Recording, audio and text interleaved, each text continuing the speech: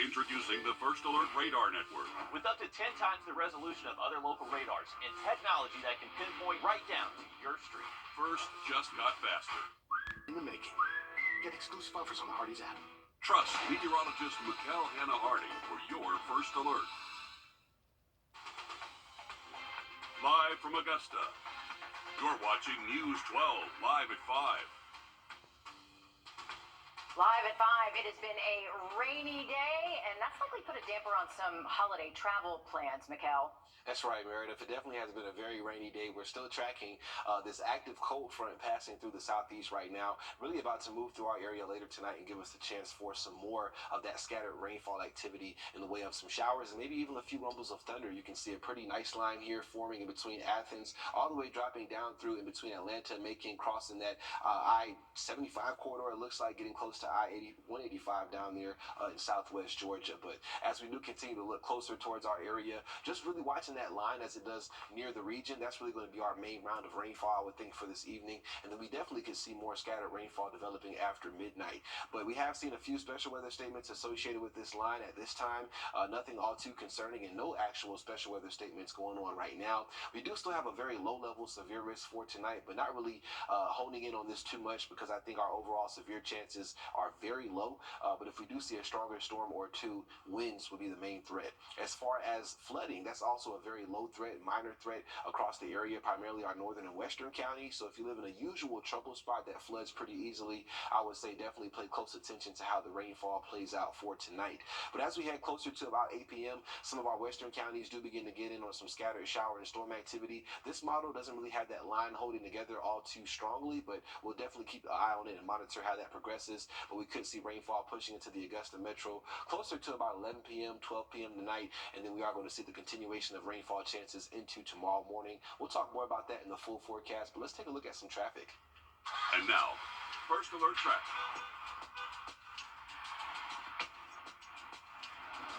Well, taking a live look outside of our studios, traffic is flowing nice and smoothly along Interstate 20 and also Riverwatch Parkway as well. Going out towards Grovetown, I-20, the gateway to Grovetown, also not seeing that usual backup of cars off the exit ramp just yet. And along Lewiston Road, we also see a nice flow of traffic here. As we go towards Wheeler Road, also noticing just cars flowing nice and smoothly along this stretch of Wheeler. We'll talk more about any kind of travel impacts and that forecast for Thanksgiving coming up. All right, thanks, Mikkel. Spreading love, positivity, and maybe most importantly, free delicious food. That's the goal of Toast of Augusta with their community dinner called God's Grits. It all started today at noon, and it's going on through 6 o'clock tonight on Broad Street. Our Nick Veland is live at 5 at this event. And Nick, walk us through how this all started and how many people are being helped.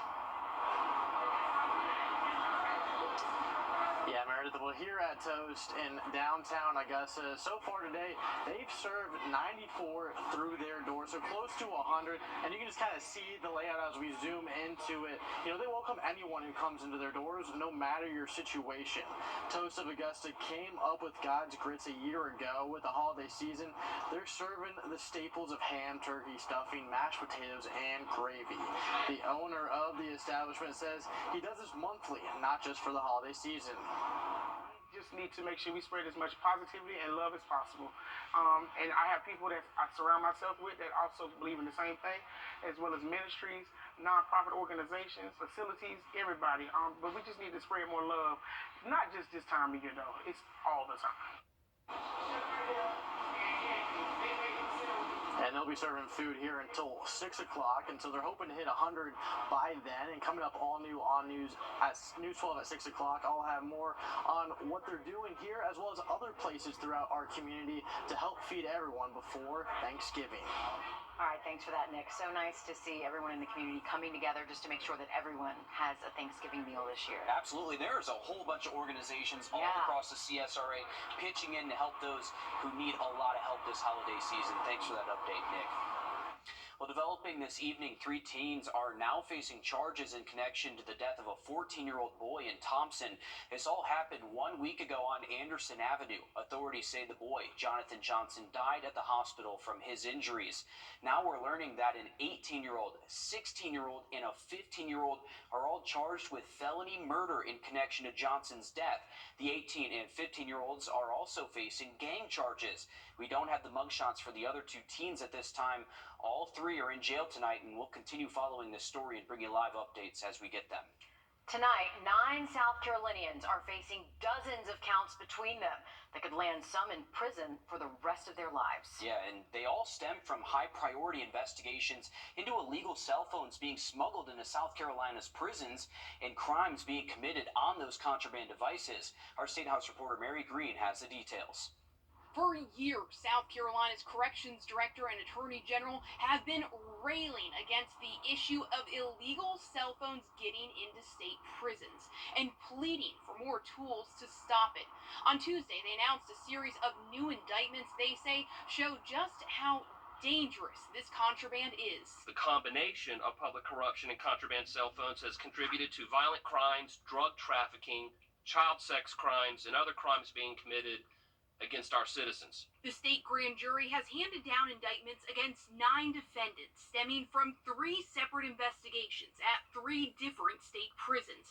Those defendants are inmates, former corrections officers and employees, and alleged citizen co-conspirators living outside prison walls. Investigators' allegations include former officers tipping off inmates ahead of contraband searches, facilitating contraband trade, and even helping smuggle in contraband cell phones and drugs. 7 of those defendants appeared in court Tuesday morning in Columbia, where Judge Jocelyn Newman granted bond to some and denied it to others determined to be flight risks or dangers to society. Corrections Director Brian Sterling was in court for those hearings and says this was a day he and other state leaders have been warning about for years. We had the largest RICO case in state history, being run out of a prison.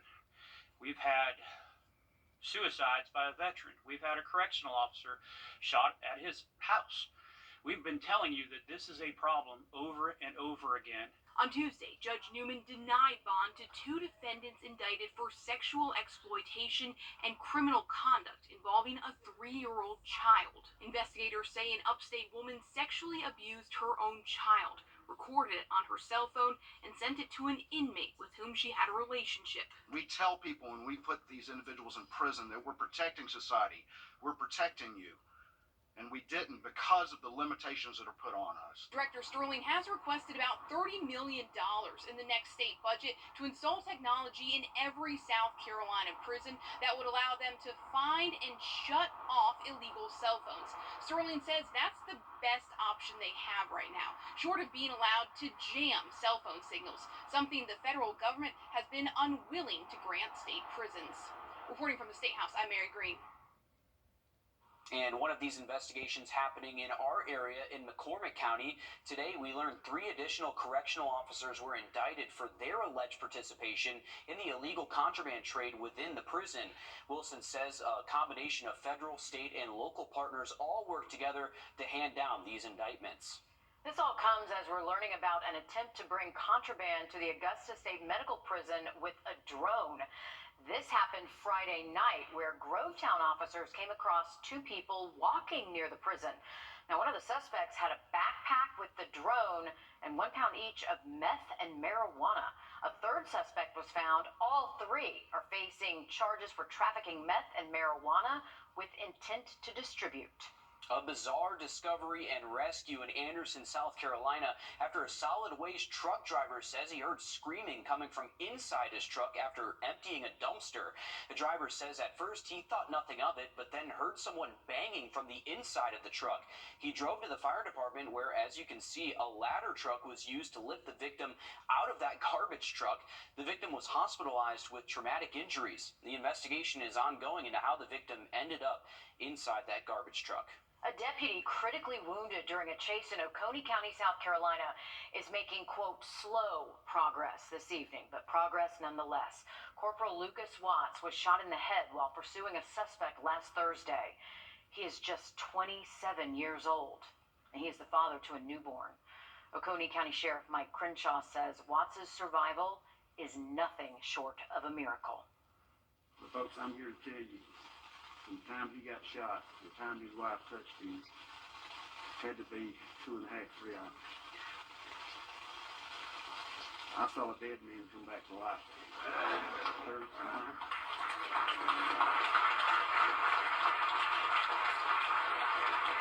not because of Mike Crenshaw, not because of God, and because of intervening prayer, I truly believe. Watts is reportedly starting to respond now to verbal commands. He underwent several risky surgeries and still has a very long road to recovery. The suspect accused of shooting Watts is in custody tonight. 47 people are left without a place to call home right before the Thanksgiving holiday. This all started after the Garden Circle complex in Sumter, South Carolina relocated its tenants 2 weeks ago. The complex was blamed for not having working fire suppression equipment. 47 tenants were moved to motel rooms. But yesterday, those tenants learned that the complex is no longer able to pay for the motel rooms, and the tenants were locked out.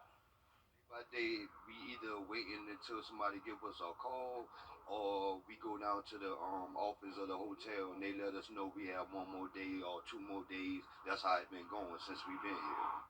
Garden Circle Apartments tells its tenants it hopes to have them moved back in by today. We're working to confirm whether that's the case or not. It's important to note that twice in the last 2 weeks, tenants were told they would be able to return home the following day. Well, it's something families and foster kids dream about. Adoption Day. Just ahead, we'll show you how dozens of families got their special day in court. Coming up next. Miguel? And we are tracking the threat for more showers and storms later this evening into tonight, lasting into the first half of Wednesday. Stick around to hear more about that. Time and temp. We are tracking an advancing line of showers and storms now pushing through Athens and starting to near the CSRA. You can see some pops of lightning with the southern half of this line still back in portions of south and eastern Alabama. As we switch over towards sweeping radar and get a little bit more of those lower scans, we can see more of that heavier to moderate rainfall closer towards the surface, moving along I-20 and just slowly dropping off towards the south and east as we do continue over the next few hours. So we're tracking that line, really seeing how well it's going to hold together. But our western counties in between Wilkes, Tolliver County, down through portions of Washington County, as well as Hancock County, will be the first to see some of those raindrops pushing in before rainfall chances really do ramp up for the rest of us later tonight, and especially moving past midnight into the first half of your day on Wednesday. As far as current temperatures right now, we are still looking at those in the upper 60s and hanging on to those low 70s for our southern counties. But as we now are nearing sunset, these temperatures will begin to drop off into those 50s more for us area-wide. Waking up tomorrow, though, with temperatures in the upper 50s to low 60s, so not really going to see those temperatures falling all too quickly. Likely we'll see more widespread 60s for this evening before 50s come in after midnight. Looking ahead towards tomorrow morning, we definitely could start off on a wet note, so have the rain gear with you if you have any early travel plans or early plans for your Wednesday. As we do head later into the day on Wednesday, things should begin to gradually dry out for us. We'll keep those rainfall chances a lot more isolated heading into about that 10 a.m. to 12 p.m. time frame, and then moving past midday, we could even see the return of some sunshine or a few peaks of it mixed in with some cloud cover still for sure heading towards your Wednesday afternoon. As far as tonight's severe risk, still a low-level marginal risk in place from the Storm Prediction Center. Not really banking on any strong to severe storms, though, really popping up after this line passes through especially, but those chances aren't zero, still worth mentioning. And if we do see a strong or severe storm, that main threat would be damaging winds. As far as the flood risk, also some heavy rainfall at times looks to be possible. Our northern and western counties still underneath that marginal flood risk. So really for low-lying, really usual trouble spots, that's what really needs to pay attention to that rain threat for tonight with that marginal flood risk in place. As we look at how things could play out, our in-house model does continue to keep this line somewhat together as it nears some of our northern and western counties and going through portions of tonight. Just the potential for some scattered showers and still picking up on maybe a few pops of convection heading into tomorrow morning. So not going to rule out even the continuation of a few rumbles of thunder into the first half of your Wednesday, especially for us waking up around daybreak tomorrow. But as we draw closer to about midday again, things do look to dry out for us, and we could even see the return of a few peaks of sunshine for your afternoon tomorrow. By Thursday, we're looking at partly cloudy conditions for Thanksgiving. Also going to be breezy for Wednesday. I do want to mention that. But by Thanksgiving, a much improved forecast, just cooler with those temperatures in those low 60s. All right, thanks, Mikkel. Across South Carolina, dozens of families shared one of the most special days of their lives. Yesterday was statewide Adoption Day, and 75 adoptions were finalized across the state. Molly McBride takes us along during one of those adoptions and how it unfolded.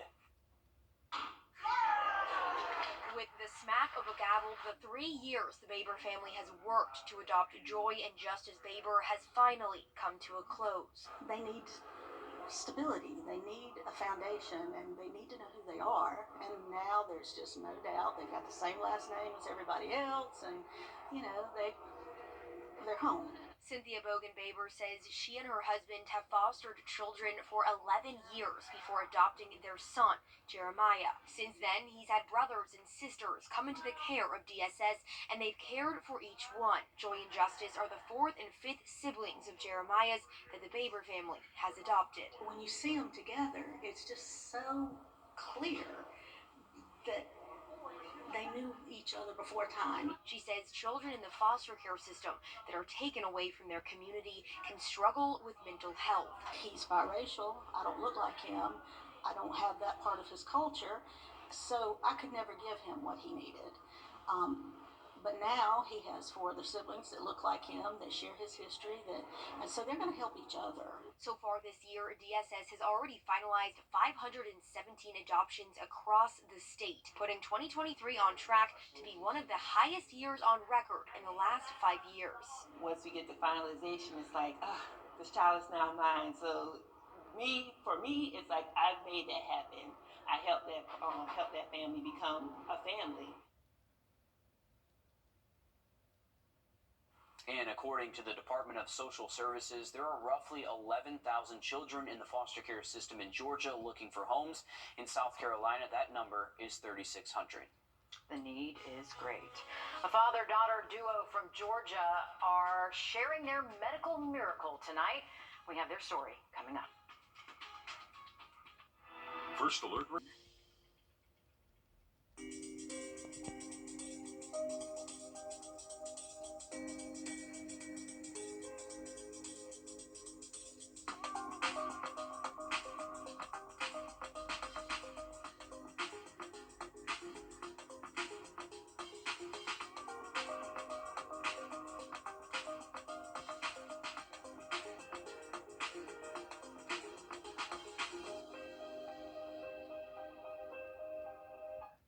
A Georgia woman is just 1 week away from climbing not 1 or 2, but yes, 3 volcanoes, and she's doing it all with just 1 kidney. This is pretty amazing. She did this after donating her other kidney to her dad. Sawyer Bussey has the story. The bond between a daughter and her father can be strong and unshakable.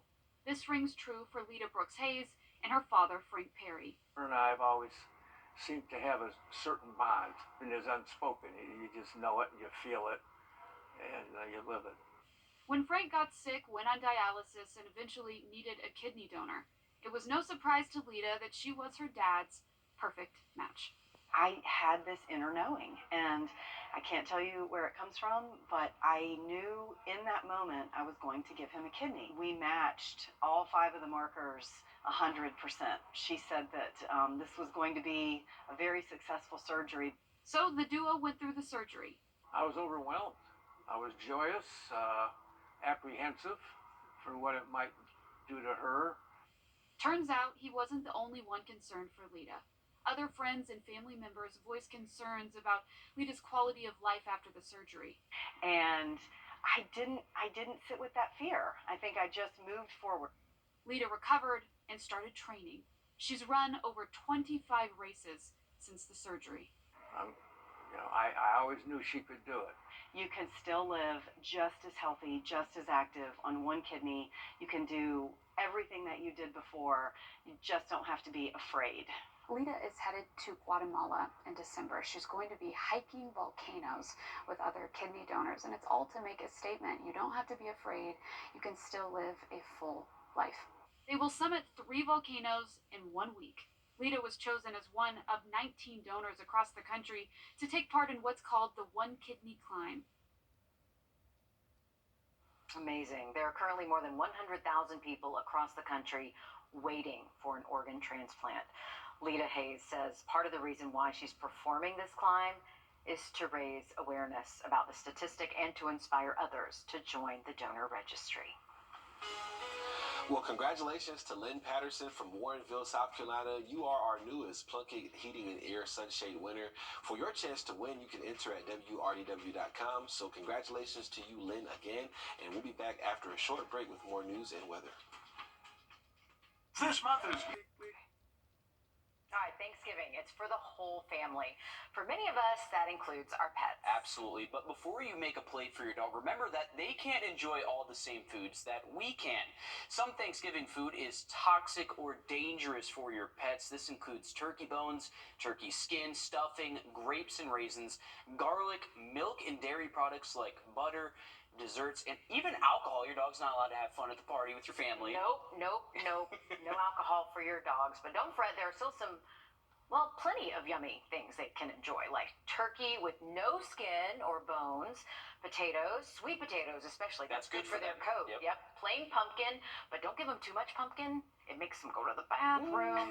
Green beans, peas, and apples, but no apple pie, just straight up apples. For a full list of foods that are safe for your pet, you can check out our website, wrdw.com. I think I saw somewhere that ham was also on a list, I think that you shared earlier, Yeah. which I didn't know. I didn't know that ham was something that they're not supposed to have. It's the sodium content. Okay. Which is also why the skin's not good. Interesting. I actually did not know that. I was not feeding my dog ham, but I didn't know that. Not heart healthy for their. Well, see, I know that because Hamilton's favorite food is ham, so I have to be very careful. That makes sense. Hamilton. We've moved it to chicken.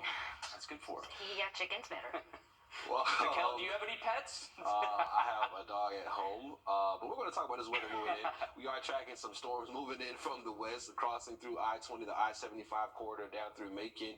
Just really tracking to see how well these storms can hold together as they move towards our area. But rainfall chances will be going up in the next few hours and lasting throughout portions of tonight into your Wednesday morning. So it'll be a soggy start for some of us earlier in the day Wednesday. The later we head, though, conditions do improve. All right, thanks, Mikkel. Stick with us. We have more news, weather, and sports coming up after a short break. Join us right here on